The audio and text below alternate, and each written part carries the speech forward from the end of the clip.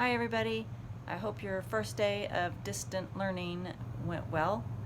I saw some great pictures on Facebook and got a few emails from students who were being creative and using FaceTime to study math or vocabulary words together, so that's great, you guys. I wanted to end the day with a book, one of my favorite books. I may have read this to you before, and I think it's a great book for, kind of some of the stuff we're going through right now. So the book is called Those Mean, Nasty, Dirty, Downright, but Disgusting, Invisible Germs. All right. Written by Judith Rice and illustrated by Reed Merrill. This is Beth. She is 5 years old, and one day when she was at school, painting the most beautiful rainbow, a mean, nasty, dirty, downright, disgusting, but invisible germ got on her hand. The kind that can give you an earache. And if you could see it, it would look like this. The next germ came along while Beth was building a space station with wooden blocks. It was a mean, nasty, dirty, downright, disgusting, but invisible germ, the kind that gives you a headache. And if you could see it, it would look like this. While Beth was reading the most interesting story, a mean, nasty, dirty, downright, disgusting, but invisible germ got on her hand, the kind that can give you a sore throat. And if you could see it, it might look like this. Oh my. Next, Beth was pretending to be all grown up when a mean, nasty, dirty, downright, disgusting, but invisible germ got on her hand, the kind that can give you a temperature. And if you could see it, maybe it would look like this.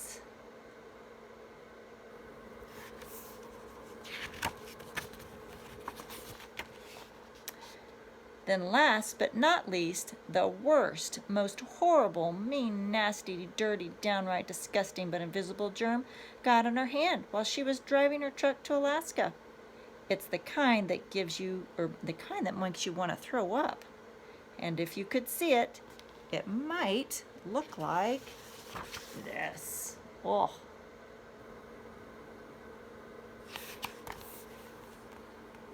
Now Beth's hands were covered with mean, nasty, dirty, downright, but disgusting, but invisible germs. Thank goodness Beth knows what everybody needs to know: how to get rid of germs.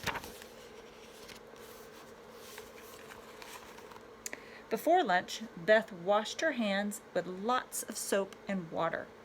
She couldn't hear them, but while she rubbed and scrubbed and rinsed and rubbed and scrubbed, "Yikes!" screamed the germ that can give you an earache as it went swirling and whirling down the drain.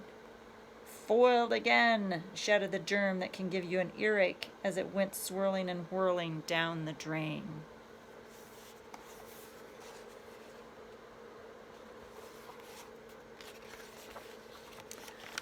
"Whoa!" cried the germ that gives you a sore throat as it went swirling and whirling down the drain. And "oh no!" steamed the germ that gives you a fever as it went whirling and swirling down the drain.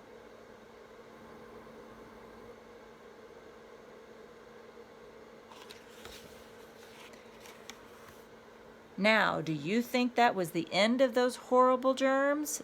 Oh no! There was one germ left, the meanest, nastiest, downright disgustingest, but most invisible germ of all, the one that makes you want to throw up. It was hiding in the palm of Beth's hand. Germs like wet places, and Beth's hands were wet from washing. Germs like warm places, and your bodies are always warm. But being the wonderfully intelligent child that Beth is, she knew all about what germs like. So she carefully dried her hands. She couldn't hear it, but the germ that makes you throw up said, "I'll be back," as Beth threw it away into the trash can. Beth picked up her peanut butter and banana sandwich with her clean, germ-free hands and took a bite and said, "Simply delicious."